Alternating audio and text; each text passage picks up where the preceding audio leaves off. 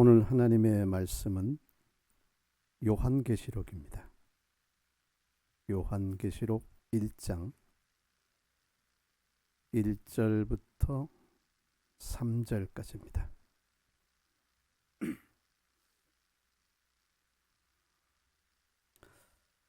찾으셨으면 우리 짧은 말씀이니까 같이 읽겠습니다. 시작. 예수 그리스도의 계시라. 이는 하나님이 그에게 주사 반드시 속히 일어날 일들을 그 종들에게 보이시려고 그의 천사를 그 종 요한에게 보내어 알게 하신 것이라. 요한은 하나님의 말씀과 예수 그리스도의 증거 곧 자기가 본 것들을 다 증언하였느니라. 이 예언의 말씀을 읽는 자와 듣는 자와 그 가운데 기록한 것을 지키는 자는 복이 있나니 때가 가까웁니다. 여러분 혹시 이런 생각을 해보신 적이 있습니까? 우리가 만약에 성경이 쓰여지던 그 1세기에 있었다면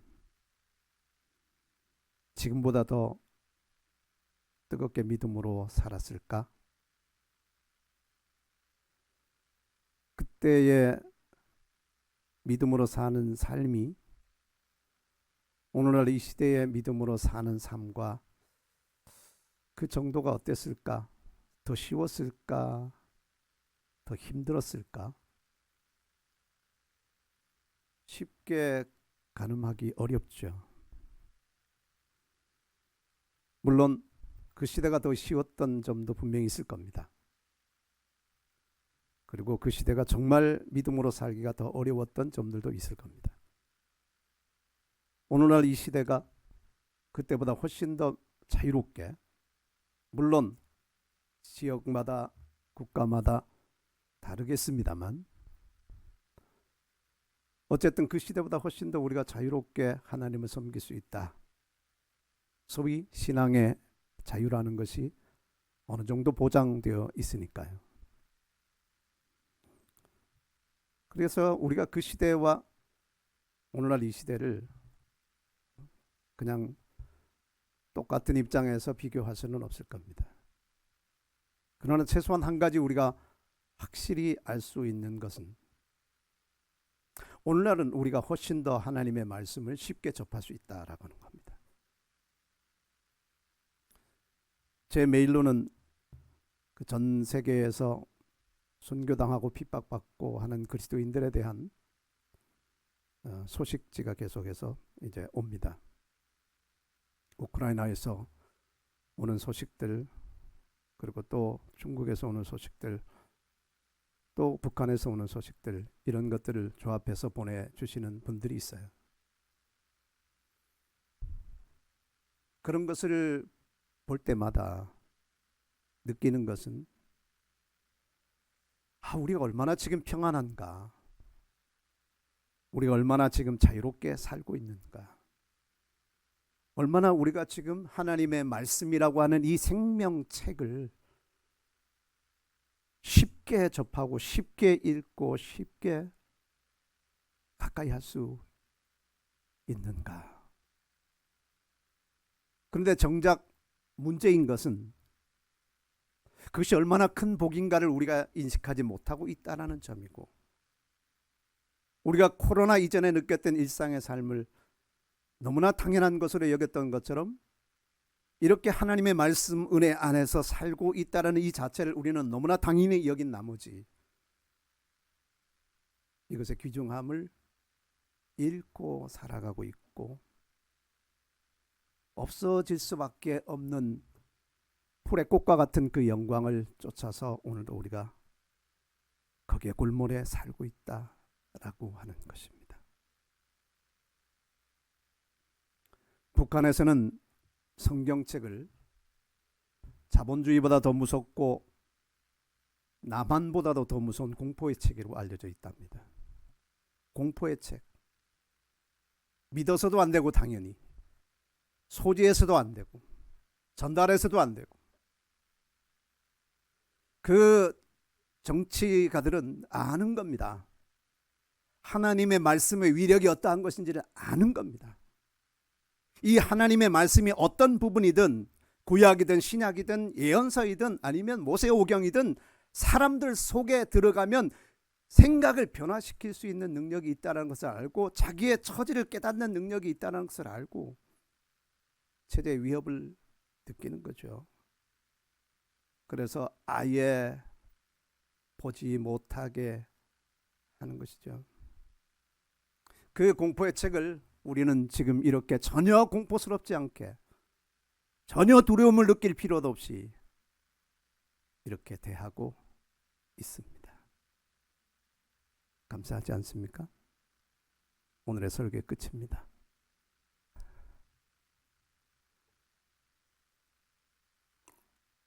그것을 느낄 수 있다면 오늘 말씀은 충분합니다.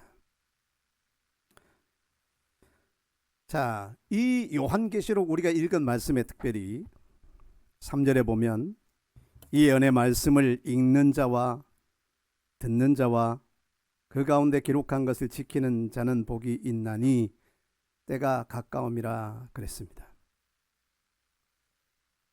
성경의 그 내용들을 우리가 가능하면 좀 더 실감 있게 느끼기 위해서는 그 시대 배경을 어느 정도 좀 탐구를 해보는 게 중요합니다. 그 시대에는 하나님의 말씀이라고 하는 이것이 기록된, 이렇게 조합된 것이 없었고, 그리고 하나하나가 다 사도들이 쓴 편지 형태로 각 교회에 전달되어서 이것을 돌아가면서 돌려보는 그런 형태입니다. 요한계시록도 그렇지만 다른 서신서들도 다 마찬가지예요. 이게 다 하나의 묶여진 책으로 사람들이 볼 수 있는 것도 아니었고, 그리고 그것을 각 개인이 소장한다는 건 더더욱 이거는 불가능한 일이었고, 그렇기 때문에 그 시대의 예배 형태를 우리가 한번 상상을 해보자면, 뭐 이렇게 앉았든지 아니면 둥그렇게 둘러 앉았든지 상관이 없이 어떤 사람이 구약 성경이나 들고 나와서 이것을 읽습니다. 혹은 또 사도들의 편지들이 만약에 왔다면 그 편지를 들고 서서 이제 이것을 읽습니다. 그 사람들은 듣습니다. 각 개인이 각 집에서 하나님의 말씀을 대할 수 없습니다. 없으니까요. 개인이 소장할 수 있는 것들이 아니었으니까요. 그러니까 말씀을 듣기 위해서는 와야 됩니다. 말씀을 듣기 위해서는 모임 속에 와야 됩니다. 공동체 안에 와야 하나님의 말씀을 들을 수 있습니다. 안 그러면 들을 방법이 없습니다. 안 그러면 읽을 방법이 없습니다. 그리고 또 개인은 특별한 지위에 있는 사람이 아니라면 성경 말씀을 읽을 수가 없습니다. 사도들의 편지를 읽을 수가 없습니다.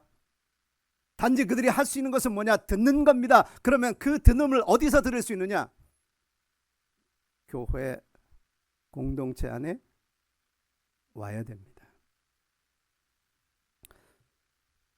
사도 요한이 예수님께 받은 계시를 각 교회에 보내라고 말합니다. 특별히 2장에 보면 그 각 교회가 7개 교회죠. 7개 교회, 아시아에 있는 7개 교회, 물론 각 교회들마다 그들에게 맞는, 그들에게 전하는 하나님의 말씀이 있습니다. 그리고 어쩌면 이 계시록에 있는 전체적인 내용들을, 예언의 내용들을 그 각 교회에다가 함께 보냈을 것이라고 생각합니다. 그러면 이 편지가 인편을 통해서 우리의 교회에 왔지 않습니까? 우리의 교회에 왔으면 이제 할 일은 뭡니까? 이런 모임을 갖죠. 예배 모임을 갖습니다. 하나님의 말씀을 듣는 모임을 갖습니다. 그리고 거기에서 누군가가 연단에 서서 읽기 시작합니다. 읽는 자가 복이 있습니다. 그 말입니다. 읽는 자가 복이 있습니다. 이 읽는 자는 어떤 사람입니까? 전달하는 사람입니다. 그 전해진 편지를, 그 전해진 말씀을, 그 계시를 사람들에게 읽어줍니다. 근데 이때 어떻게 읽느냐? 크게 읽습니다. 크게. 그 당시에는 뭐 오늘날도 뭐 나라들마다 좀 다르겠지만 문맹이 많습니다. 글을 보고도 읽지 못하는 사람들이 많습니다. 우리나라는 문맹률이 거의 이제 없어졌어요. 아주 연세 드신 분들 아니면 거의 글씨를 한글 정도는 읽습니다. 그래, 그 시대에는 언어들도 또 여러 가지였었기 때문에 이스라엘 사람들 그 지역에서 쓰는 방언들이 있고, 그리고 전체적으로 통용되는 헬라어도 있고 뭐 로마어도 있고 여러 가지가 있었기 때문에 이 말씀이 헬라어로 기록돼서 어느 곳에 전달되었을 때 그것을 충분히 다 읽을 수 있는 사람들이 또 그렇게 많지는 않는 겁니다. 그러면 그것을 할 수 있는 사람이 나와서, 또 교회 리더 되는 사람이겠죠, 나와서 읽습니다. 읽되 어떻게 읽느냐? 큰 소리로 읽습니다. 여기 읽다라는 말이 또 원어를 써서 죄송한데 아나키노스코라는 말입니다. 근데 이것은 직업으로 또 언급이 되기도 했어요. 뭐냐면 법정에서 서기 있잖아요. 서기. 재판 기록들을 읽는 사람 말입니다. 그렇게 읽는 겁니다. 청중들 앞에서 무엇인가 어떤 문서로 된 것을 읽어주는 사람. 읽어주는 사람. 그렇기 때문에 사도 요한이 이 편지를 보내면 회중이 모이고 거기서 읽어주는 사람이 있습니다. 읽는 자는 복이 있습니다. 제가 만약에 그 시대 사람이고 우리가 그 시대 교회라면 물론 저만 읽을 자격을 갖춘 것은 아닙니다. 여러분들이 읽을 수 있는 사람이라면 얼마든지 나와서 읽을 수 있습니다. 읽는 자는 복이 있습니다. 그 읽는다는 의미 속에는 일단 개인적으로 그 편지를 접할 수 있는 사람은 복이 있다는 거예요. 개인적으로 그 편지를 직접 접할 수 있는 사람이라면, 그것을 손에 들고 자기 눈으로 읽을 수 있는 사람이라면 이미 이 사람은 복이 있는 사람이라는 거예요. 그러면 오늘날 우리가 보자고요. 오늘날 우리 모두의 손에 성경이 들려 있습니다. 우리 모두의 손에 요한의 계시록, 이 요한이 보낸 편지가 책으로 묶여져서 오늘날 우리 모두의 책상 앞에, 지금 우리가 앉은 앞에 핸드폰 속에도 탭 속에도 들어 있습니다. 읽을 수 있습니다. 내 마음이 문제입니다. 내가 읽으려고 하느냐, 읽으려고 하지 않느냐에 달려 있습니다. 없어서 못 읽는 것이 아닙니다. 공포의 책이기 때문에, 정부가 차단하기 때문에 못 읽는 것도 아닙니다. 어떤 사람들은 평생에 오직 하나의 소원이 쪽복음이 하나라도 얻는 겁니다. 그것을 구하는 겁니다. 공산권에 있는 사람들은 그것을 위해서 정말 목숨 겁니다. 그런 의미에서 본다면 말씀이 내 앞에 와 있고 이 말씀을 읽을 수 있다라는 것, 읽는 자, 말씀을 읽을 수 있는 그 사람은 복이 있는 겁니다. 제가 오늘 하나님의 말씀을 전하고자 하는 요지는 단 하나입니다. 우리가 일상으로 생각했고 당연하다고 생각했던 이 하나님의 은혜와 축복을 다시 한번 특별한 것으로 새기자는 겁니다. 내 앞에 펼쳐져 있는 이 하나님의 말씀이, 이 앞으로 일어날 이 일들에 대한 이야기가, 요한이 보낸 이 서신이 내 앞에까지 지금 와서 아주 쉬운 활자로 지금 여기에 딱 펼쳐져 있고 내가 읽을 수 있는 언어로 번역되어서 지금 이 앞에 딱 펼쳐져 있다는 이 자체가 얼마나 큰 복이라는 것인지, 얼마나 큰 복이라는 것인지 다시 한번 인식하기를 원합니다. 보석이 왜 비싸겠습니까? 명품이 왜 비싸겠습니까? 희소성 때문입니다. 많지 않으니까요. 하나님의 말씀을 읽으려고 해도 그것이 없어서 읽지 못하는 시대는 하나님의 말씀은 정말 희소합니다. 정말 어디에서도 찾기가 어렵습니다. 그 시대의 말씀의 가치를 안 사람들은 이건 목숨보다 귀한 겁니다. 만약에 땅을 팔고 집을 팔아야 성경을 구할 수 있다라고 했다면 그렇게라도 했을 겁니다. 진짜 집 팔고 땅 팔고 냉장고 팔고 자동차 팔아서 주일학교 노래처럼 샀을 겁니다. 희소속 때문에 사람들이 그 가치를 더 높게 쳐주는 겁니다. 그런데 왜 오늘날 하나님의 말씀이 이렇게 사람들에게서 그냥 일반 서적이나 일반 책이나 오히려 성공 가이드 같은 그런 책들보다 가치 없는 책으로 여겨지게 되었습니까? 너무 많이 찍어낸 겁니다. 출판사들이 너도 나도 이익을 위해서 너무 많이 찍어낸 겁니다. 똑같은 텍스트에다가 다르게 번역해서 또 찍어냅니다. 또 찍어냅니다. 거기에다가 또 이런 사람들의 해석을 덧붙인 책들을 또 찍어냅니다. 가죽을 바꿔서 또 찍어냅니다. 무한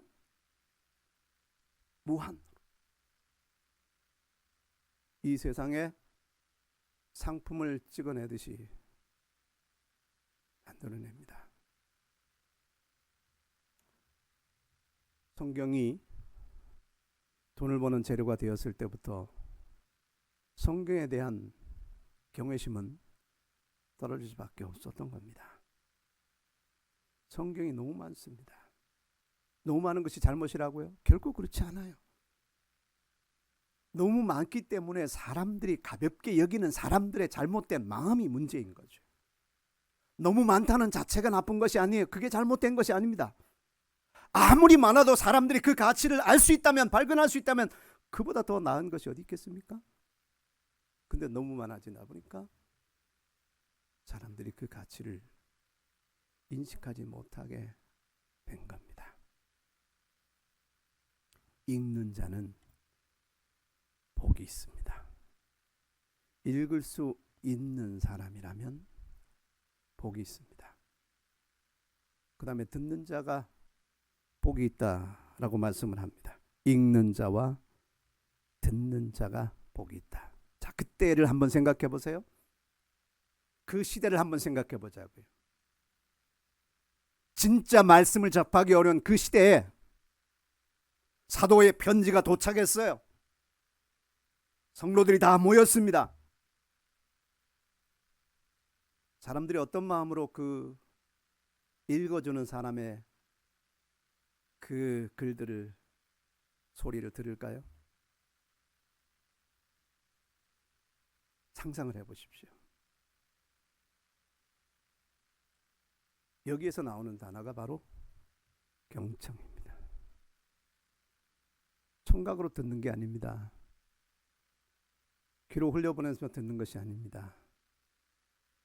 오른쪽으로 듣고 왼쪽으로 흘려보내며 말씀을 들으면서 핸드폰 보고 말씀을 들으면서 다른 것 검색하고 이러한 생각, 이러한 방식이 아닙니다.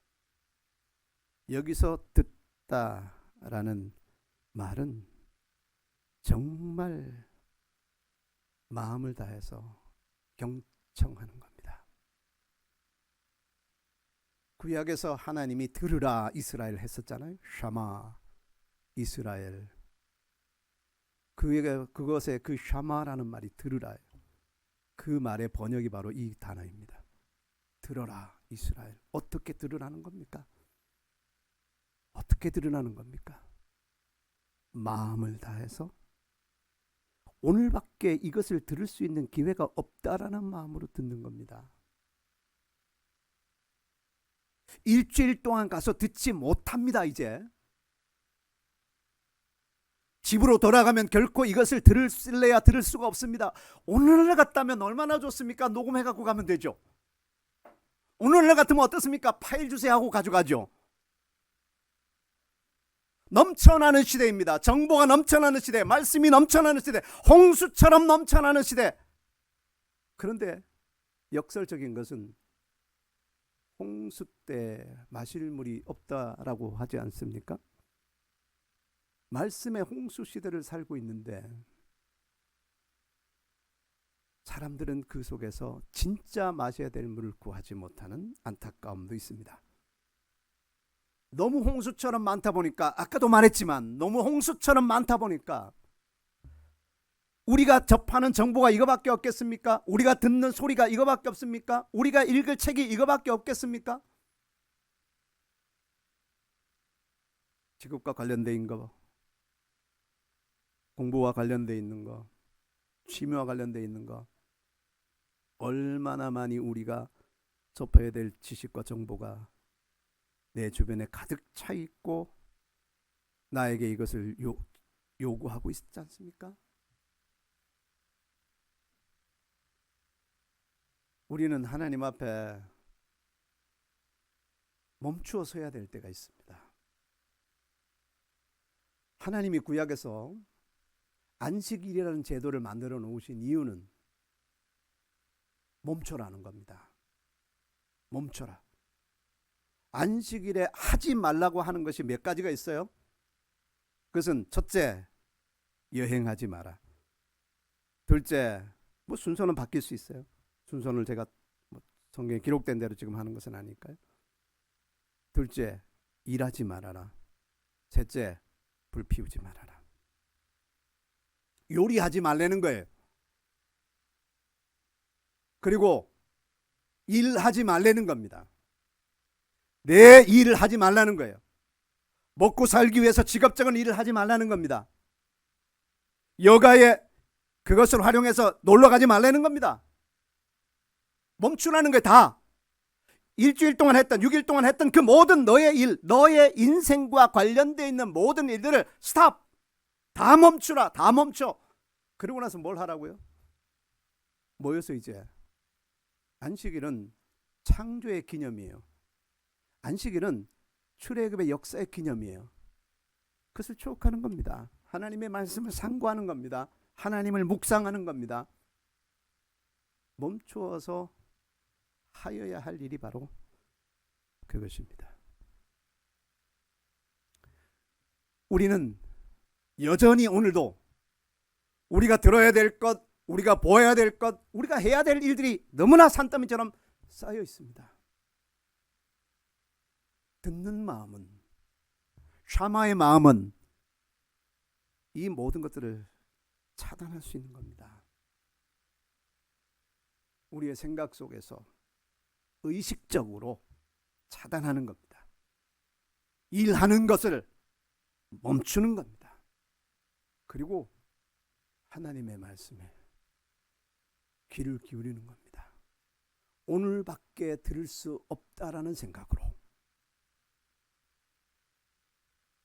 오늘밖에 들을 수 없다는 생각으로, 오늘 이 자리에서 외에는 이 말씀을 다시 들을 수 없다라는 그 생각, 여기서 앞에서 읽어주는 이 사람의 말이 아니라면 나는 집에 가서 다시 볼 수 없는, 어디서도 들을 수 없는 그것을 내가 지금 듣고 있다라고 하는 생각. 그러면 당연히 진짜 마음을 쏟아서 온전히 집중해서 경청할 수밖에 없겠죠. 이렇게 듣는 자가 복이 있습니다. 하나님의 말씀은 그만큼 가치가 있습니다. 아니, 이런 말조차도 어쩌면 불경스러울 수도 있어요. 하나님의 말씀을 가치를 따지다니요. 우리가 감히 어떻게 하나님의 말씀을, 하나님의 그 영원한 언약과 하나님의 그 놀라운 역사들을 어떻게 우리가 가치를 매길 수 있겠냐고요. 그 말 자체도 불경이라고요. 하나님의 말씀은 정말 우리의 마음을 쏟아서 들어야만 하는 것입니다. 이렇게 듣는 자가 복이 있습니다. 그리고 세 번째는 지키는 자입니다. 제가 여기 행하는 자로 이렇게 써놨는데, 행하는 의미도 있지만 조금 의미가 좀 더 폭 넓어요. 그 말씀을 우리가 따라, 말씀의 명령에 따라서 지키고 행하고 따라가는 것, 이것을 포함하지만 또 어떤 의미를 이 단어가 표현을 하느냐 하면 관찰하다라는 의미도 들어있어요. 관찰하는 겁니다. 이 하나님의 말씀 들은 것을 관찰하는 겁니다. 상당히 적극적인 행동이에요. 수동적으로 듣고만 끝나는 것이 아니고 관찰은 이제 능동적인 것이 되는 겁니다. 물론 듣는 것도 능동적으로 듣는 것은 경청이에요. 수동적으로 들리는 것은 그냥 이 청각만 이용하는 것이고, 말하니까 소리가 전해지니까 그냥 내 귀를 담지만 이것은 여기에 담겨 있지 않고 또다시 이쪽으로 나갈 거예요. 능동적으로 듣는 것은 정말 이것을 내 안으로 흡수하는 것입니다. 그것보다 더 능동적인 것은 관찰하는 겁니다. 사도행전에 보니까 베레아 사람에 대해서 나오죠. 베레아 사람들은 데살로니가 사람들보다 훨씬 더 신사적이어서 하나님의 말씀을 들으면 돌아가서 어떻게 하느냐, 그것이 정말 그러한가 하여 날마다 성경을 상고하니까 그 가운데 믿는 자가 특히 많고 귀부인들도 많았다. 이게 관찰이에요. 다른 용어로 말하자면 묵상이기도 해요. 근데 묵상보다 조금 다른 것은, 묵상은 그것을 그대로 그냥 수용해서 내 안에 차근차근 씹는, 마치 되새김하듯이 그렇게 하는 우리의 영적 행동이라면, 관찰이라는 것은 좀 더 폭넓게 정말 이것이 의미하는 바가 뭔지 연구하는 것도 포함이 되는 거예요. 성경 연구가 목회자나 신학자들만의 전유물이 아니잖아요. 나도 살기 위해서, 내가 평신도이라도 내가 살기 위해서, 내가 더 알기 위해서, 내가 더 확실히 알기 위해서 우리는 관찰이라는 과정을 가져야 돼요. 사역자가 다 말해주지 못하는 부분들이 있을 거 아닙니까? 사역자가 말해도 정말 내 의문이 다 풀리지 않는 부분들이 많을 것 아닙니까? 그러면 그것을 연구하는 거예요. 관찰하는 거예요. 굉장히 부담스러운 대상이 누구냐 하면 설교 듣는 것으로 만족하는 분들이에요. 설교 듣는 것으로 만족하는. 물론 설교자가 잘해서 그렇기도 하고, 그러나 꼭 그렇게 생각은 안 해요.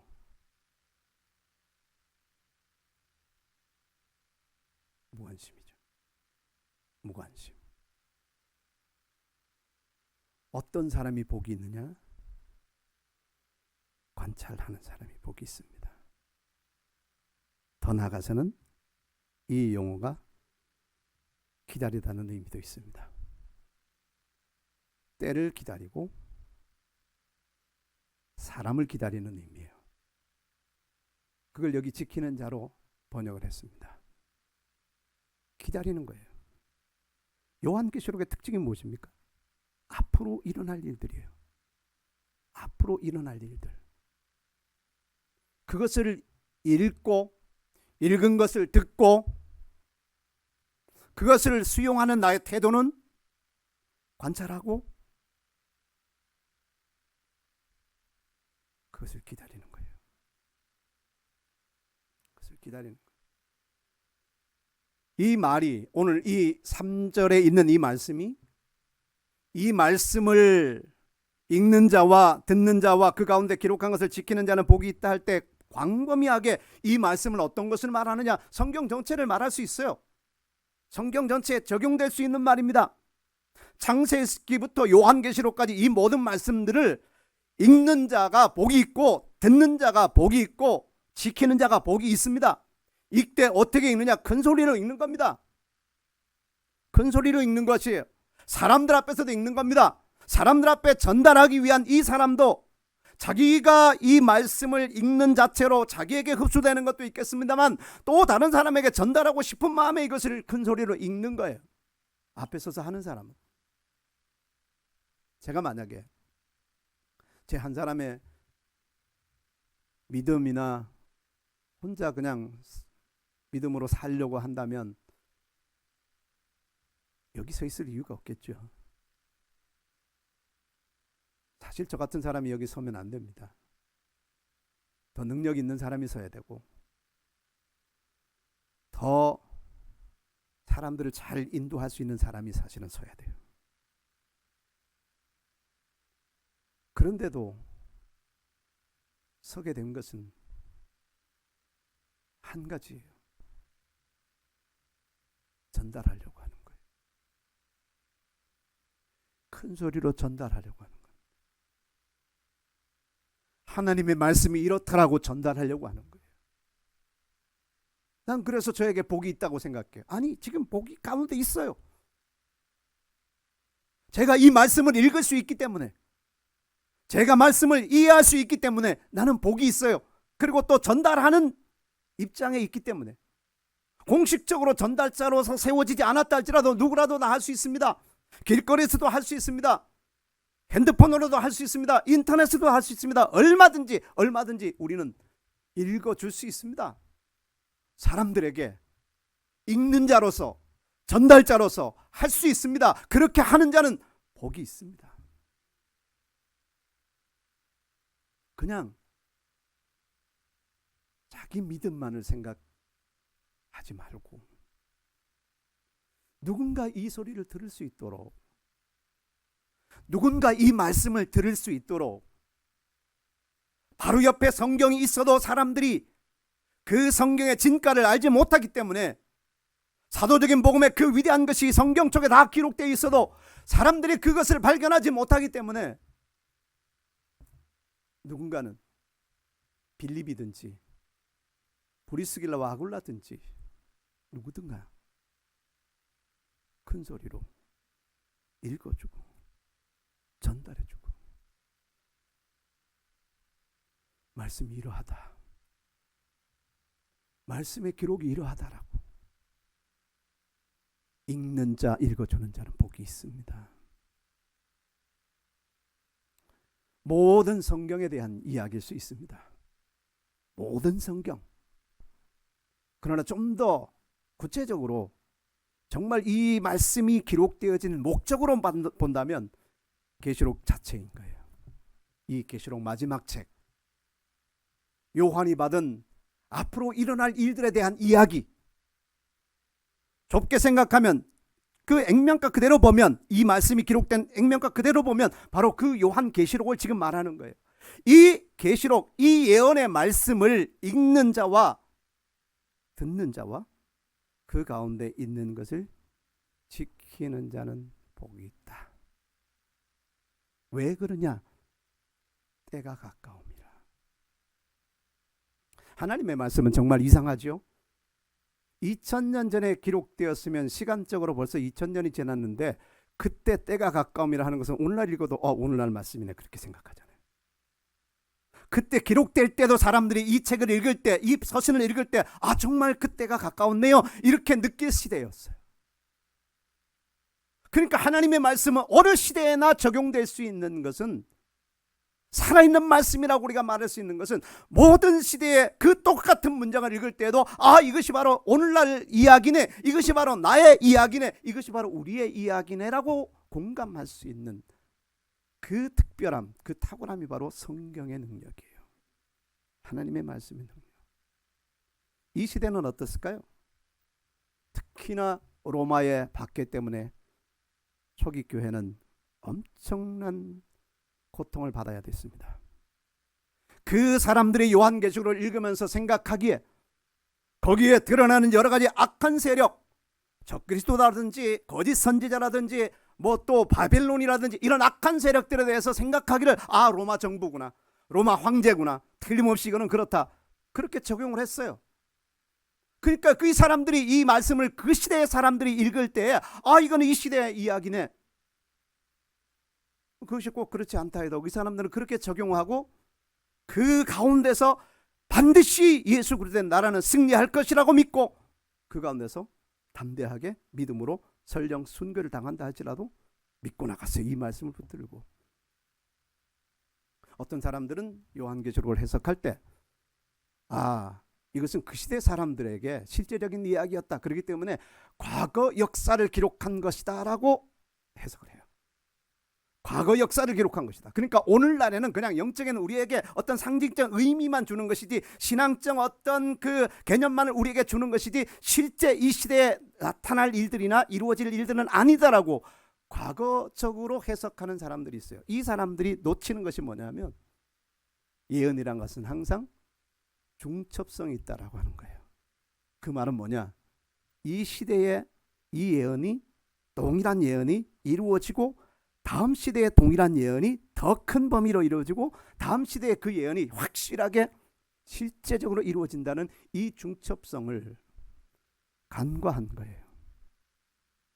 계시록의 이 상황들이 그 시대의 어떤 상황들과 어느 정도 맞아떨어져 있다 할지라도 그 시대에 적그리스도가 나타날 수는 없고 그 시대에 표를 받는 역사들이 나타날 수는 없었어요. 그러나 비슷한 상황들은 있었던 거죠. 그런데 오늘날 이 역사들은 이제 우리의 현실이 되었고 우리의 삶이 됐습니다. 마지막 때에 관한 징조들이나 현상들이 뭐가 있을 것인가, 이제 애써 연구할 필요도 없고 찾을 필요도 없어요. 뉴스만 틀면 다 나와요. 그게 지금 마지막 때의 현상이에요.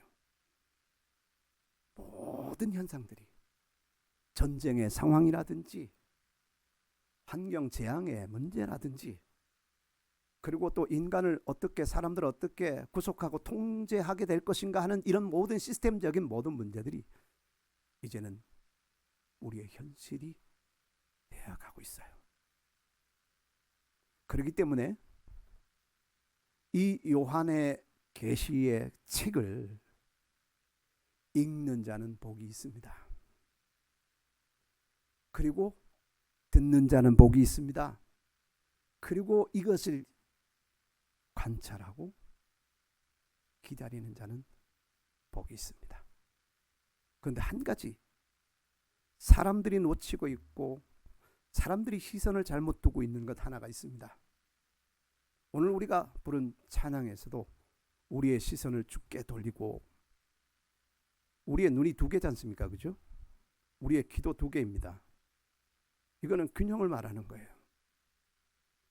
우리가 무엇인가를 볼 때, 특별히 오늘 말씀처럼 요한계시록을 하는 이 앞으로 일어날 일들에 대해서 볼 때 많은 사람들이 시선을 어디에다 두고 있느냐 하면 이 땅에 나타날 무서운 일들에 두고 있는 겁니다.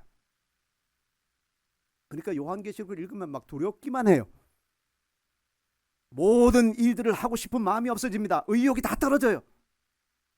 이런 엄청난 세상이 올 것인데 시한부 종말론을 가지고 있는 사람들이 대다수가 거기에 초점을 맞춥니다.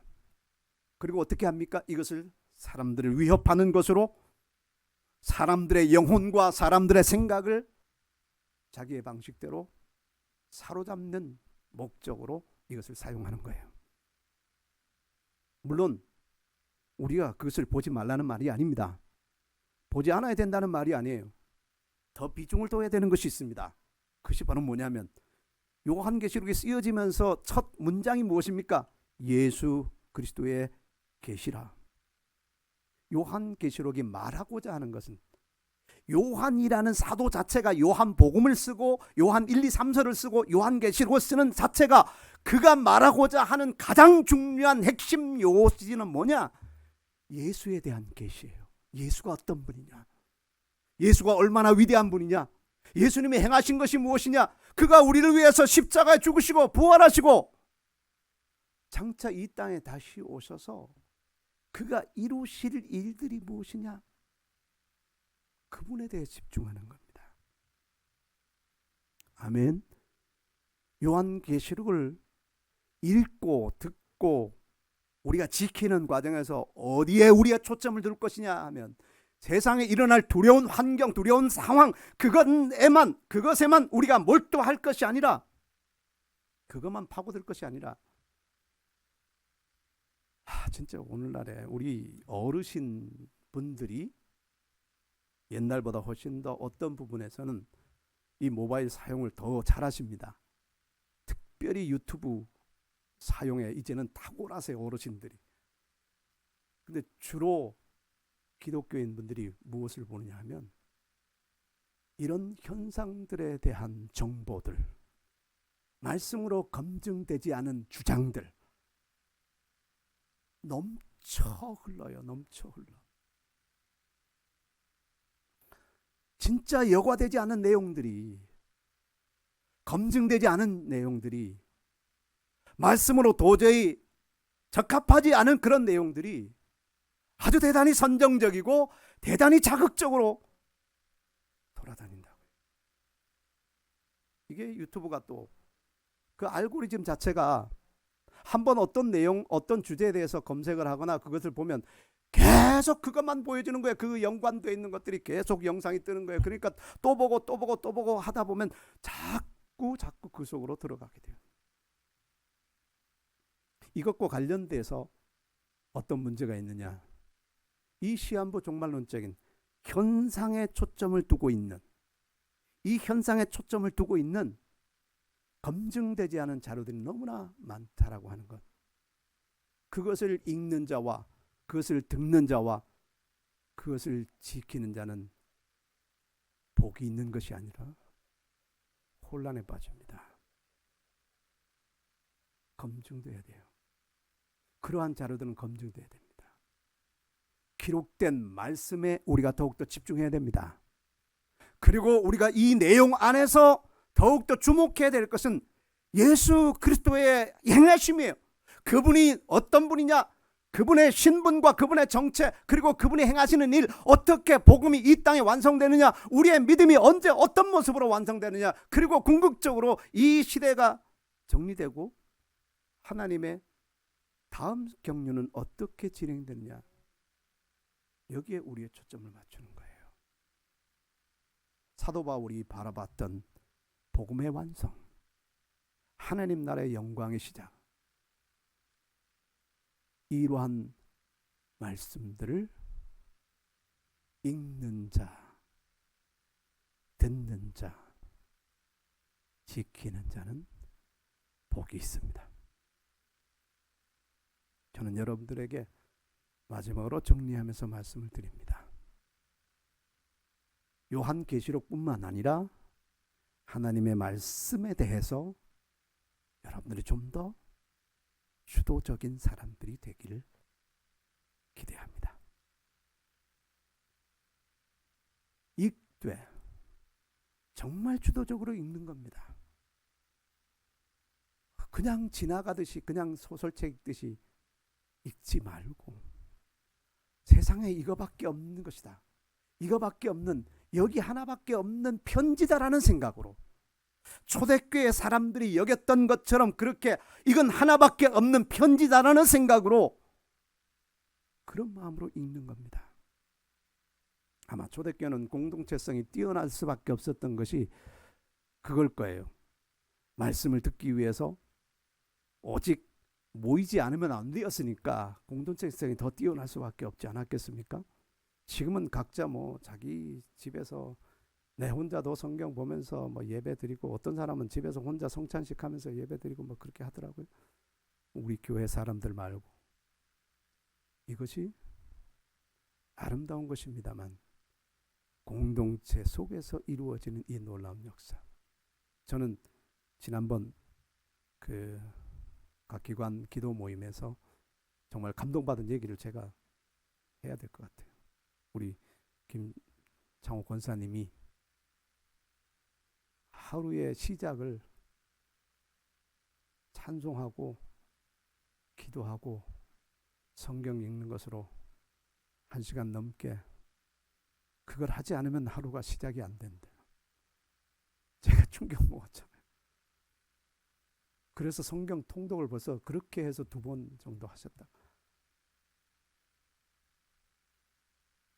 진짜 목회자인 제가 부끄럽더라고요. 이건 굉장히 중요한 개인화입니다. 읽는 자는 복이 있습니다. 이렇게 주도적으로. 아멘. 주도적으로 읽는 자가 복이 있습니다. 그리고 듣는 자가 복이 있습니다. 경청하는 자가 복이 있어요. 우리의 공동체 안에서 전파되어지는 사도적인 복음을 들을 수 있다는 것이 복입니다. 들을 수 있다는 것이 복입니다.